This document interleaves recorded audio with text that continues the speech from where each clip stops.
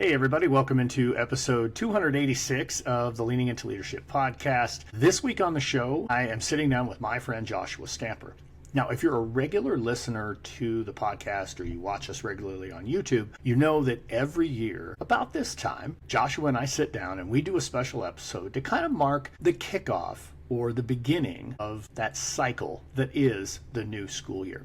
Well, it's that time. And Joshua and I sat down this week and had a conversation really geared toward both leaders, but then also aspiring leaders. Our conversation really took an interesting turn when we started talking about how, as leaders, we have that moral imperative to continue to grow the next generation of leaders, and how we need to be really intentional about reaching out and identifying those potential leaders that exist in our systems. But then we decided to take it from a different angle. If you're the aspiring leader who's waiting for someone to come and tap you on the shoulder, what are some of the steps that you should be taking? How do you put yourself in a position where others notice you and see the leadership potential that you have? Folks, this is so much fun. Had a great time sitting down with Josh, so we're going to waste no time. Let's get right to it with Joshua Stamper. Welcome to a shared episode as I have the phenomenal Darrin Peppard with me as he's the host of Leaning Into Leadership. I, of course, Joshua Stamper, host of Aspire to Lead, and we do this annual shared conversation every single year. And Darrin, I can't remember when we started. I feel like it's been at least 3 years in a row. I think at least 3 years, if not 4. But If not 4? you know what? It's become one of my favorite summer traditions is us sitting down together and recording a joint episode. So it's a lot of fun. I love it. Yes. So I think I'm a little early. I was chomping at the bit to get you on here. And so I think typically we're usually do it in August, but we're close. We're close enough to have this combo episode and to talk about leadership. I wanted to throw this out here because I know you've been really stressed lately. I don't know if your audience knows, but you're going through a little bit of a transition, and we have talked in the past about stress. Are you using any of those strategies right now? Well, let's see. As I'm sitting here drinking a cup of coffee, we're recording this. It's 6:30, 6:45 in the morning on my moving day. So I'm gonna do every stress exercise I possibly can. Probably do a little yoga in a little bit, some deep breathing. That's good. Visualizing what success will be by the end of the day. But yeah, no, that's a really good question. Putting the jokes aside, I think it's been interesting for me over the last 3, 4, or 5 months with this whole transition that we've gone through with moving from Omaha here to Colorado, living in a temporary space. Like I said, today we're actually moving into our new home, which finally the construction is done and everything's all taken care of, and now we can get moved in. Managing stress it's been a challenge, and I think it's probably the most stress that I've had to manage, honestly, since being a school leader. And when we think about the levels of stress, and you know this too, right? I mean, it kind of goes in these flows where there are certain things that, okay, I can breathe, I can relax. Like for us over the last couple of weeks, we closed on the house last Friday. That was a little bit of a stressor. Final loan approval a few days before that. That was one that came off. And each time you feel the shoulders come down a little bit, but then there's something that brings us back up. And I think that's true for our school leaders. Right now we're recording this in July, and for most of them, the shoulders are low because there's nobody in the building. Everything smells like fresh floor wax, that incredible smell of summer in a school. But they know too that those stresses are coming, and it could be, some of the ones I work with. It's one of the principals reached out to me last week. Hey, my AP just landed a principal job and I got to hire an AP. Or, hey, I'm still looking for 2 special ed teachers, or whatever the case might be, right? Managing stress is unfortunately a part of leadership. Yeah, it's so true, man. And I obviously we were just talking about this before I pushed record, is that, I just went through a move too, but it's been 3 years now. I can't believe it, but from Texas to Colorado. And when you're moving across the state, there's always something that's coming up that you haven't either planned for, or to your point, there's things that just pop up.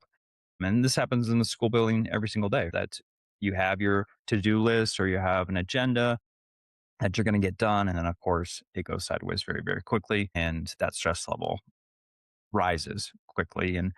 And so I think, some of the things that we're talking through today are probably a little bit different in regards to topic, but I wanted to bring it up because I think it's good because, like, to your point, leaders are in a good mindset right now. You know, it's, they may not be back in the building. They may be on the beach somewhere listening to this, which I hope they are, to get that Absolutely. rest and relaxation, rejuvenation, right? All those words that they're hopefully getting their body and their mind right for the beginning of the school year. Because once we get into it, I mean, it's go time and it Oh doesn't yeah. really stop.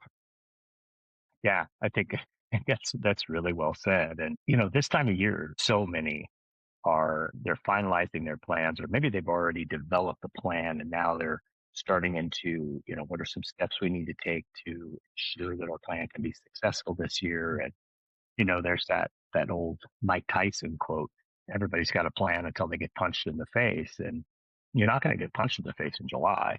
It's going to be August or September, or something along those lines. I think one of the things I would challenge you to think in a slow way, because if you are laying on the beach while you're listening to this, I don't want to stress you out, but be thinking about what are things that you can do, those steps you can take. Maybe it's agreements within your team that no matter what comes at us, we're not going to lose sight of what our plan is. We're not going to fall victim to just simply being reactive to what happens to come our way. Because once we do that, you and I both know this. That's when the plan comes off the rails, and you look up and it's March, and you're thinking, oh yeah, all those things in our school improvement plan, we haven't touched those. How are we going to scramble to get that done? And then it becomes a checklist item. It's not even a plan anymore. So just be thinking about what are a couple of those things we can do to make sure that we pull ourselves back, even when things get crazy, to stay focused on really the work that matters. Yeah, which is a great segue to what we're going to talk about today because I think the topic at hand is something that matters. And I think it is something that falls to the wayside a lot. And as leaders, you get to the end of the year and maybe you're feeling down because of what you said, right? All these stressors, all these things popped up. It felt like whack-a-mole. You're just hitting the problem down constantly and really not focusing at the things that are going to build value, not only for this school year, but in the future. And so this comes up, Darrin, from a lot of different things. We work with leaders all over the country, either through keynotes or coaching. I know you coach aspiring leaders, veteran leaders. I've got a aspiring leader cohort. And of course, we've done a lot of work on our campus and within our district in regards to building future leaders. So that's where I want to go with our conversation today. So, really just answering this question: how do we develop future leaders? And you have said something about building the bench, right? That wonderful sports Yeah. analogy. And if if we're looking at the landscape of education, specifically with leadership, I feel like there's a lot of folks that are just kind of not even having that in their mind of being a leader. They're just like, no, I'm good, not for me. And maybe it's because of the negative perception. Maybe it's the role model that they have on their own campus. There's a lot of reasons as to why people are like, no, I don't, I want to pursue that in the future. But for us as leaders, instead of doing the whole whack a mole situation, what can we do to one, identify the folks, but then also pour into them? Yeah. I think I love this topic, and I'm glad we're going to talk about this one today. As even just listening to you talk, there were a couple of things that crossed my mind in addition to the stuff that I already kind of prepared for before we jumped on.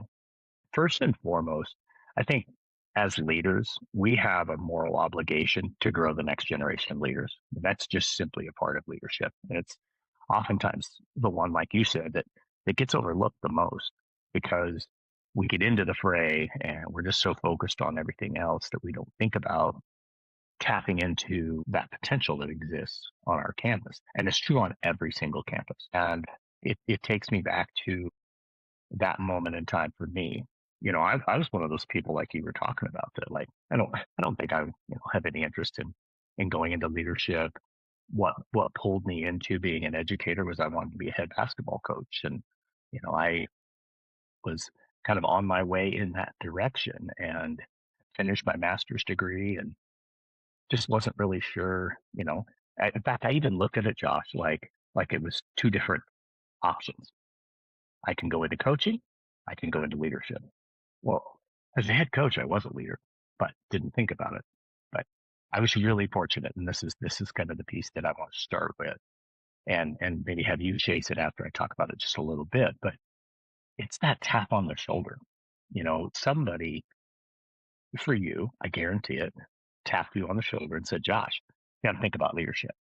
I had that moment too. It was my first principal, Betsy Parker, still to me, one of the greatest mentors I've had in my entire career. And she said something to me, I think it was between year 2 and 3, one day in the hallway during the summer. She just said, "Hey, Darrin, I want you to think about, pursuing leadership as a career." And I mean, for me, Josh, nobody had ever talked to me about being a leader ever. So as leaders now, and I was really intentional about this as a building administrator, to seek out those people, to keep my eyes open for who might be somebody down the road that we can grow into a leadership role. What about you? What was that tap on the shoulder moment like?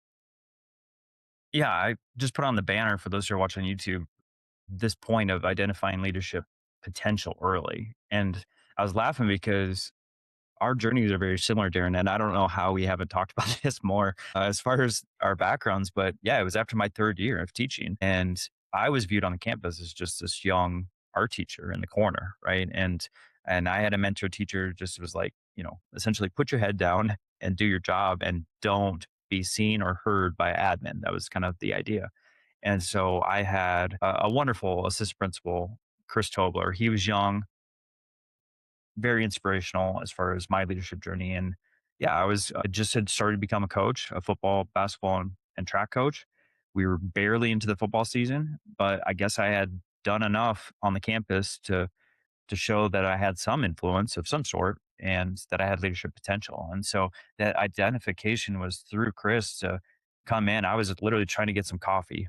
Just it was super early in the morning. It was dark. I was trying to get to the locker room before my students had been there, because in Texas you got to start practice early because the heat. And so I had no idea. I literally was just trying to get caffeine in my system. And he came out of nowhere and had this really important question of, have you ever thought of becoming a principal someday? And my response was just laughter, because I was just like, what are we doing here? Like, no, just let me get my Just let coffee, me dude. get my coffee. Yeah. But what I didn't understand was like, that was a huge crossroads. And I wouldn't be talking to you right now on this podcast, Darren, without that And conversation. isn't it amazing how vivid that memory is for you? Oh, Because yeah. mine the exact same way. I could go to the exact spot in the building at Kingman Junior High, now Kingman Middle School, where Betsy had that conversation with me. I mean, it is vivid because you're right. Those are crossroads moments, and it's those types of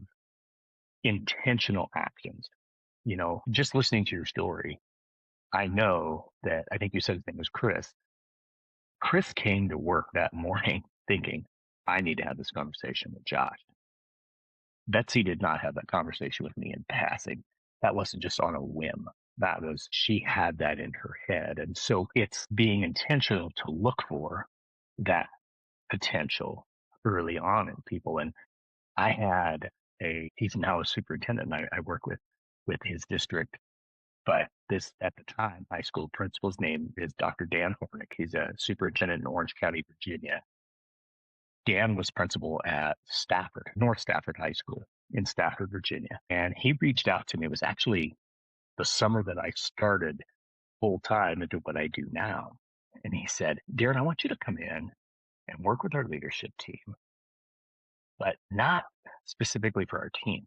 I want you to facilitate our group because we need to, and it was his phrase, we need to build our leadership bench. Our bench is empty. And we spent a day and a half on some leadership work. But ultimately, at the end of our work, they had pretty much this like roster of individuals on their campus that they had. It was almost like an MTSS process, right? Like here are our tier one potential leaders, here's our tier twos and our tier threes. And in their case, the tier three was, we have to get these people involved now.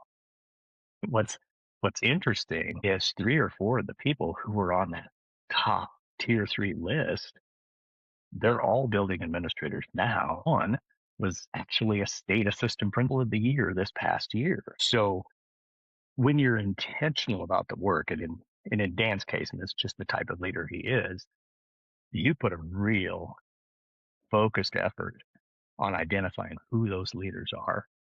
Man, you've got a great opportunity to go and grow, as opposed to, and I'm going to give you full credit for this because you said it before we hit record, just saying, hey, go cover the basketball game.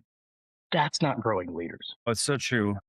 I'm going to bring up a cohort opportunity that I had that I love because of this identification piece. And it was different than what I've seen other districts do, similar to what you were talking about with your, like your tiers and identifying. Because I think we just kind of, okay, who's got their masters? Let's just like lean on them for the basketball game or whatever, right? Usually it's the task that we don't want to do that we're trying to shove off onto someone else. Right. But like for this cohort, what the district realized, and this was led by HR, was the sense that, okay, we have people leaving and we have nobody, to your point, on the bench. And so now we're having to pull from other districts. Well, what does that mean financially? It actually means that we're having to pay a lot more money to then get them onboarded. We have to find them, right? Then hire them, then onboard them. And that costs a lot more money than pulling them straight from our organization. So what they decided to do is a pilot program on the west side of our district, because it's a super large district in Texas. And myself and a couple other APs were tasked with building this aspiring leadership cohort, which if I didn't have that experience, Darren, if I'm being honest, this podcast would not exist because it was so successful over 2 years. It was actually taken from us from the district, and the district then ran it for the entire district versus just the west side. That being said, is the identification process was every principal, every secondary principal on the west side got to identify 2 or 3 potential leaders. Now, I say that because a lot of times when we think about building for the future, it's like, okay, what instructional coach, what team lead, like someone that already possesses a title is who we're going to build up. And this was different, which was just looking at the traits. What are the leadership traits that these emerging leaders potentially have that we've identified to pull into this? Because the idea wasn't that we're building future administrators, we're building future district leaders, right? So the mindset was shifted, right? So we're looking at people that take initiative, that are curious, that are problem solvers, right? They have all these abilities to influence in some way on their campus. The principal identifies them, and maybe they have zero title to their name, but they think they will eventually in that, right? So to your point, putting them in this cohort, they went for a full year that we built out. All of them got promoted. They all did, right? And I'm saying that in the sense that maybe it was just promotion on their campus, right? For the first time, they became a leader on their campus, or some of them were leaders then and moved up into AP roles or district positions, right? So all of them Yeah. had moved in some way. And that was because the principal identified and had that crucial conversation of, I believe in you. I see these traits and I think you should be in this program. And it was like, I have chills right now because I remember the impact that it had on these folks, and it totally changed the trajectory of their careers. So I want to ask more about that because in my mind, I'm seeing a few different reasons why their their success happened. Yeah. And I'd love one piece probably had to be they felt more confident in their work because number one, somebody had said, hey, I see this in you. I believe in you. Two, they probably not only were more confident, but more competent Yep. because I have a feeling you were very specific in terms of let's make sure they get exposed to this and this and this, as opposed to, hey, go cover the band concert because I can't get anybody to do it. And then three, they probably were seen differently by others, not only in the building but in the district, which Mhm. gave them a leg up when they went and sat at the interview table. So I don't know, pick any of those three, all three, whatever, but chase that because I just think that's really Yeah. powerful. Well, I think we've been kind of hinting at this, Darren, with like the covering the basketball or football games, right? Because I can think of a lot of people, and I do this with my cohort group, my Aspire Lead cohort group, is like the first thing that we do is like, let's identify the things that you've done as a leader, right? So I have a whole PDF that they go through as far as like identifying what those things are. And typically it's very low hanging fruit that they're pulling from, right? As far as their experiences. And so it's like, okay, is that really the only thing that you have on the resume or to speak to in an interview? And so for us, like, let's flip it, right? And do some backwards design. As the leader, what growth opportunities are you actually providing on your campus? And so for us building it out, it was like, we have a whole day, right? We're pulling these people off their campus for a full day. We're setting them up on someone else's campus because we want to get them in an uncomfortable space, but we also want them to be introduced to potentially a high school setting that they may not have ever experienced before, right? And as you know, if we get pulled in for an interview, we might be sent to elementary, middle school, or high school. It's just dependent on the district. And so if they haven't had any experience in those settings, that's not going to help them at all. The other thing too is like the growth opportunities is that we want to make sure that they were being in a setting where they were going to be able to talk to other leaders. They're going to be able to collaborate with the group that was there with other aspiring leaders, and then also get real opportunities to do something that's in line with either a district leadership position or campus leadership decision. And so giving those different activities to make sure that they're doing that. And then to your other point too is they got a ton of FaceTime. They got a ton of FaceTime with other principals, with other district leaders to say they are so valued that they're being put in this program to be built up. And so, when you're around these district leaders multiple times throughout the year, I think there's some comfort too. Instead of it's the first time that you've ever met them, it's the first time that you're sitting down with them. That that can be super stressful in an interview process. Or I think the participants had some confidence that was growing throughout the year too, of understanding of like, not only am I identified, but I'm getting real opportunities here, and my confidence is growing as the program is moving forward. That I start to believe in myself that I can do this work, that I can, put together a resume, that have potential to move into a different role the following school year. So I think the growth opportunities that were presented to them, I think was huge because to your point earlier, it's not just, doing something with the textbooks or with lockers or something that's really just grunt work. It's not really going to Right. lead to their development and growth as a aspiring leader. Right, absolutely. So I think I love every bit of that. Let's maybe flip it now. We've been talking about for the leaders out there. Here are some things you could do to grow those aspiring leaders. Now let's actually talk about the aspiring leaders. So maybe I'm in a district that doesn't have a cohort program, or I don't work for somebody like a Dan Hornick who is actively building the bench. What are some things I can do? And something that you said there is where I want to begin. And you didn't say it overtly, but it made me think of this. And I'm going to start with a disclaimer. This quote will probably not sound right if you are a classroom teacher, but I'll explain it. One of one of my very favorite quotes, Nick Saban, longtime coach, football coach at a lot of different places, but he'll be remembered for his work at Alabama. He said once, sit with the winners, the conversation is different. Now, I'm not saying one is a winner and one is not. Not my point. My point is when you, as an aspiring leader, have the opportunity to sit in conversations with the administrators, with the leaders, the conversation is different. Not not that one conversation is negative and one is positive, but rather the topics of the conversation are different. When you sit at that interview table, when you sit in the hot seat, having an opportunity to have been a part of those conversations will help prepare you. It may not seem like it, but it genuinely does. The conversations that school administrators have are different because the topics are different than a group of teachers sitting together, or honestly, district administrators. Their conversations are different. So I hope I explained that quote well enough to not offend anybody with that.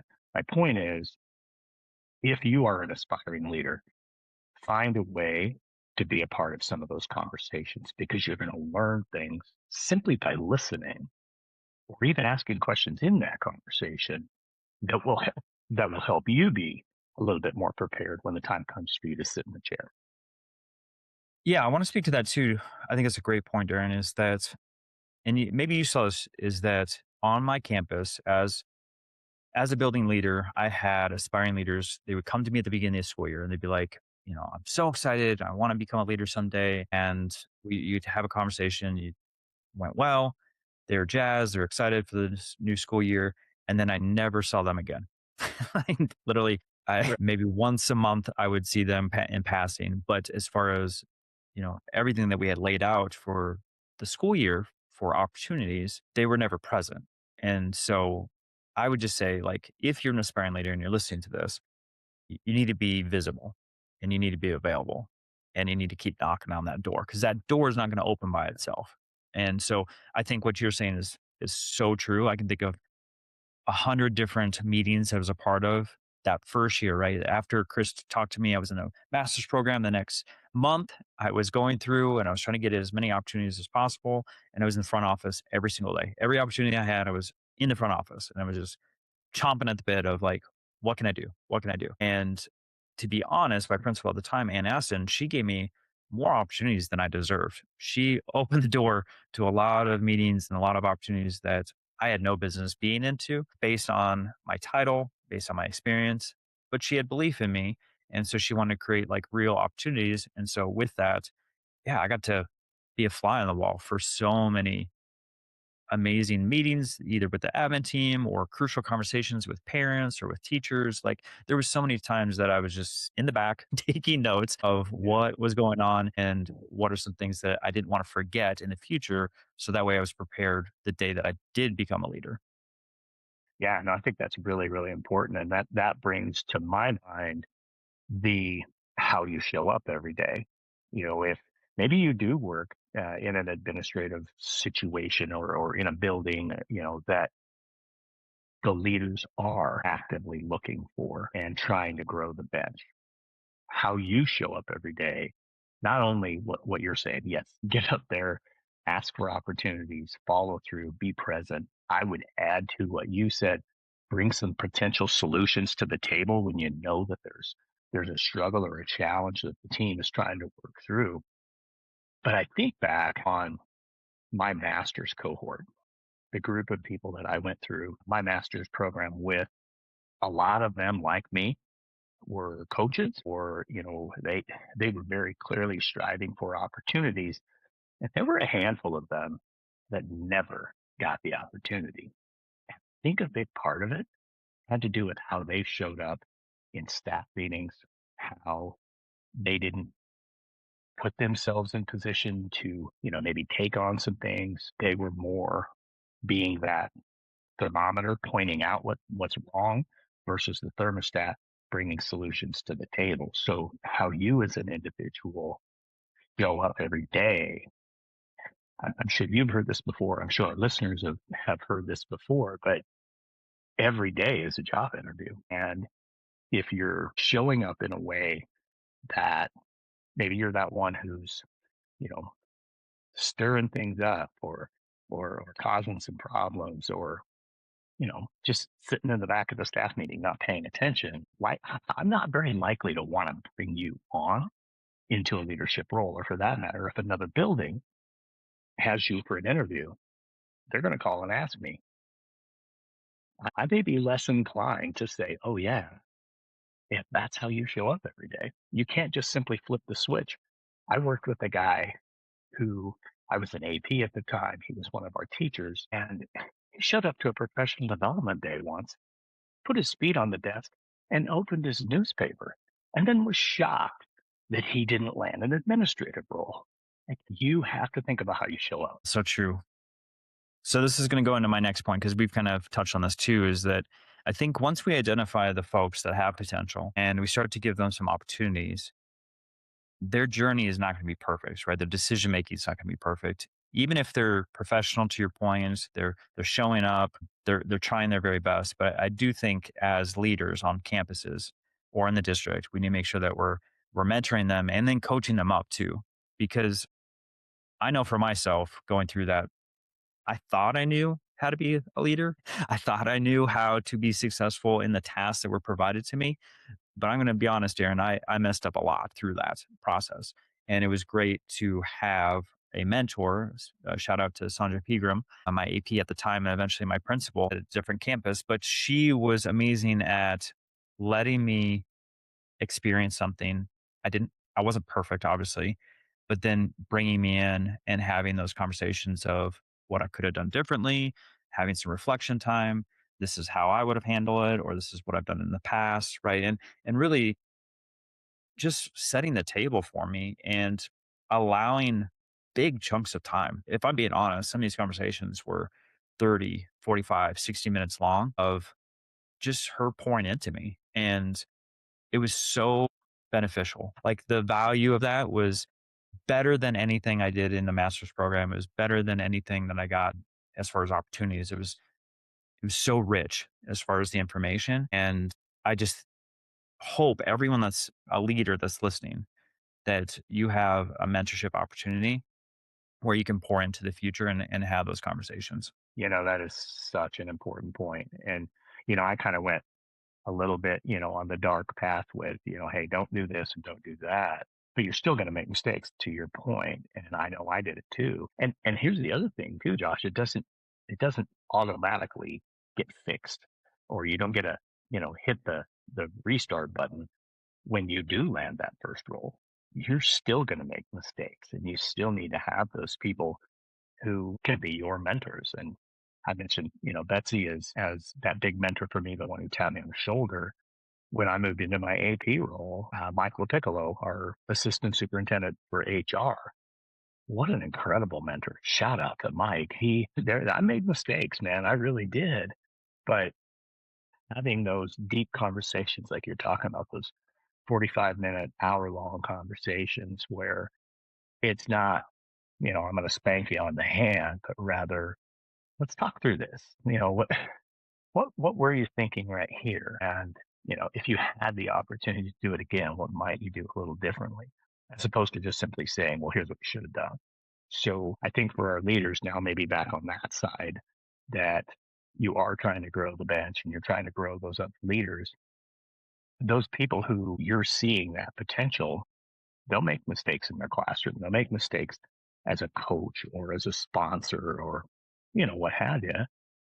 Find the opportunity, be intentional to sit down, have those conversations, and really, really have those conversations from a coaching perspective, not from, that supervisor, corrective action kind of direction, unless it's, absolutely, necessary. But I think the more that you can do what you're talking about there, Josh, have those mentoring conversations, and then as the individual really reflect on those, man, that's where the real growth happens, right?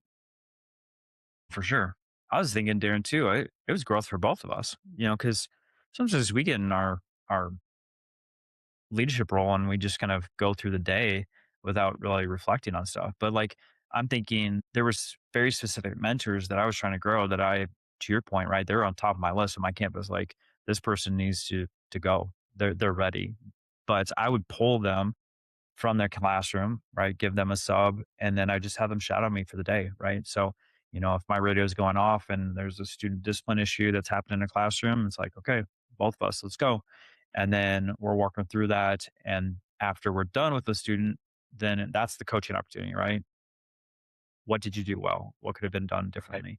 Yeah. Or I'm the one that's handling it because it's escalated, right? So I'm handling it, I'm getting Yeah. the student, settled down and either give them consequences, get them back to class, whatever the situation might be.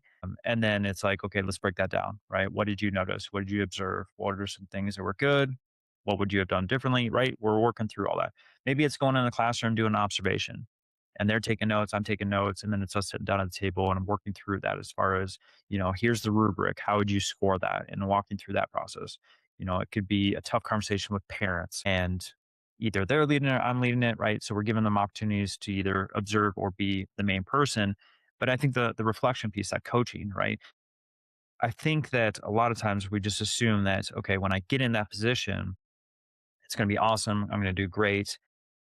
And instead, it's like, no, regardless of what it is, if I'm sitting down at a piano for the first time or I'm on the soccer pitch for the first time, you're going to make mistakes. And the idea is that you have a coach there to build you up and to work on those skills.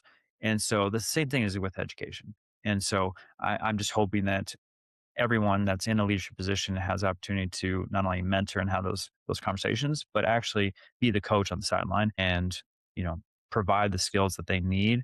Because I don't know about you, Darren, but my goal was if I had great people on my campus, I wanted them to move up and out, not to stay stagnant. Absolutely. I think that's huge. And maybe this will be the final point that I'll make. Our time is starting to wind down. You said something there kind of in passing, but I don't want to let it get away. We've talked a lot about, how do you find different opportunities and, whether that's opportunities for them to do meaningful work or opportunities for reflection. That being in classroom piece, to me, is one of the most overlooked, but it's the most important part of the work. So when we're growing our leaders, when we're trying to find opportunities, take them along for some classroom visits. So many of the leaders that I work with now struggle initially with that going into the classroom part, right? I'll give you a simple example. One of the schools I support in Omaha, Nebraska, this past year, high school, 2,500 kids. One of the assistant principals was Brandon. He was a self-contained special education teacher.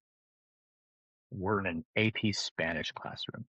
And he said, how do I get this teacher feedback? I mean, in his classroom, it was life skills and some of those things. And here are, AP Spanish students. And that's where you have an opportunity to mentor. That's where you have an opportunity to help those aspiring leaders kind of overcome that imposter syndrome of, AP calculus class. How in the world do you help somebody with AP calculus? You don't have to know their content to know good pedagogy. So take them along. I'm getting on a soapbox here because I think it's just so stinking important. Take them along with you. And when you step in the hallway, ask them, not necessarily, hey, what did you see or what stood out, but what were you looking for? And what might be one or two questions you would have for the teacher that we were just in the classroom with? That's a big way that you can help them overcome that imposter syndrome. You don't have to tell them what to do. Just ask them, tell me about this, or I'm really curious why you do this. That will help them overcome some of that too. So that instructional leadership piece always gets kicked to the side because we want to respond. We want to go do this and go do that. But that instructional leadership piece is so important. So great opportunity to give them growth opportunities, to allow them to be seen as a leader and to have those conversations around reflection. So I didn't want to let that one get away. No, it's so important, Darren. You're right. It does get missed, and also our aspiring leaders, they're watching what you're doing. They're they're computing in their mind what are the most important things to do as a leader. And so if your butt's not in classrooms, then they're not going to see value in that. But as we both know, Darren, that's a driving force of everything in that school building for principals to make sure that they're getting in the classrooms. And so you need to make sure that you're modeling that, but then also to your point, give them opportunities to get in there, understand what they're looking for, and knowing that it's such a crucial part of the job. Yeah, absolutely. Well, and it's also an opportunity to model how you give Yep. feedback Feedback. Yeah. and coaching to a teacher. Because that's one of those things. I don't know about you. Nobody modeled that for me, Nope. especially when I was a high school teacher. Man, if a principal came in my classroom, it was like, "What do you need? Like, why Yep. are you here?" Yeah. And obviously, times have changed, and so the more you can model that for them, you're right. Your aspiring leaders are watching you, so model the right work. Yep. All right, Darren. I'm looking at the time. I know we could talk for several more hours because Yes, we it's just could. so easy. But my friend, it's been such a great conversation. I love getting on here with you. I want to shout you out. I know you have a couple websites. I'm going to throw that on the screen for my audience because if you haven't connected with Darrin, make sure that you do that immediately. He is not only an amazing leader, but he's also a fantastic person. So darrinpeppard.com is one of his websites. He's also got a beautiful publishing company, roadtoawesome.net. So Darrin, you've got a, a growing catalog. I keep seeing more and more of my friends writing Yeah, for you, buddy. yeah, So I absolutely. don't know if Yeah, you want to speak on we've been very that. blessed there. Yeah. It's been pretty amazing. We started that just over 5 years ago, and Yeah. we're coming up on our 50th book that we'll release later this year, and it just Congrats. continues to grow. Our latest release, Dr. Chris Culver's book, Be the Chris Light, Culver. is Yeah. So absolutely good. stellar. I've read it. He So is. good. He's an absolute rock star. So, Yep. no, I appreciate that. And folks, for those of you watching and listening on the Leaning Into Leadership platform, Josh, if you throw your stuff up there on the screen as Of well, course. since you're driving and I'm not, I tell you folks, if you're not already connected to Josh, if you're not already listening to Aspire to Lead, make sure that you are. Make sure you get connected with Josh. The work that he is doing, not only with helping leaders grow through coaching, through keynotes, but the partnership, and you can see it over his left shoulder there, his partnership with Charlie Peck, a really, really close mutual friend of ours, the language of behavior. Man, if you're struggling at all in your building, in your district with challenging behaviors. We certainly have seen that escalate over the last handful of years.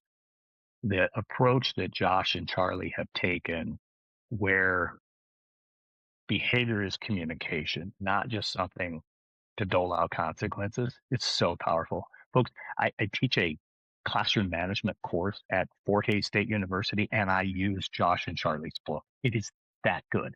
Check it out. Check them Thank out. you. Absolutely stellar stuff. Josh, man, just so much fun. I'm glad So we much do fun. this all the time. Just love hanging out with you. And I know. now we're both in the Listen, same state. So dude, we'll see I each other can't even more. tell you how excited I am that we are so much closer Yeah. living in Colorado. So definitely check us out on social media because there's probably going to be some opportunities that we'll be in the same space for sure. We're going to be together in Florida later this year, and can't wait for that. Maybe we can even do maybe a little update. Maybe we can do a quick bonus Yeah. episode or something like that. That would be super fun out in Tampa. But yeah, Darrin is such a special person that I try at least once a year to be in his presence. So that's how important it is. So I Feeling value is this time. 1000% mutual, man. I value just all the things that you're doing in education. You're a rock star, my friend. And yeah, I can't wait again for our annual meetup, our joint episode, as I know it's going to come up quick, that we'll be back together in a year That's to right. do this show. So thank you so much for jumping on here and doing some collaborating on the podcast. Yeah. Yeah. Likewise, man. This was so much fun. And I know both of our audiences absolutely got a ton of value out of this. Awesome, my All friend. right, folks. Man, that was just so much fun. I love sitting down with Josh. When he reached out and said, hey, it's time for us to do this episode, I could not wait to jump on and do a recording for him. And by the way, if you didn't already know this is an episode that actually got shared on both of our platforms. So this is both on Aspire to Lead and on the Leaning Into Leadership podcast. So if you haven't already connected with Joshua, make sure you get down there in the show notes and get linked up with him. Josh is one of my all-time favorite people. So make sure that you get connected with him. And now it's time for a pep talk. So leaders, I just want to lean into something that I said during this particular episode. I talked about how as leaders, we have a moral imperative to grow the next generation of leaders. And it's something that I just truly believe. I think it's one of those genuine things about leaders that if you're doing it right, you have all of these victories that come through other people's success because you were a part of their leadership journey. I mean, I think about the work I do now, leaning into so many other leaders. I mean, the wins that I get are the wins that they have. I look at the leaders that I've worked with through the course of my career, whether that was my coaching career or my assistant principal, principalship, and even my superintendency. And I look at all of the individual leaders now and what they have done and what they have accomplished. So many of them went on to being head coaches or building principals or even superintendents. And it's exciting to see their work. You know, if you're a sports fan like me, you hear all the time about a coaching tree. You know, whether that's the coaching tree from maybe Bill Parcells in the NFL or John Wooden in basketball. You think about some of those all-time great coaches and the other coaches who have come from their particular systems. That's exactly true of leadership in the work that we do every single day. Continue to find those people, continue to tap them on the shoulder, because you never know how you can help unlock that potential and ultimately see incredible success for them in their career. Hey, that's what I got for you this week, folks. Thanks so much for joining me here on Leaning Into Leadership. Get out there, have a road to awesome week.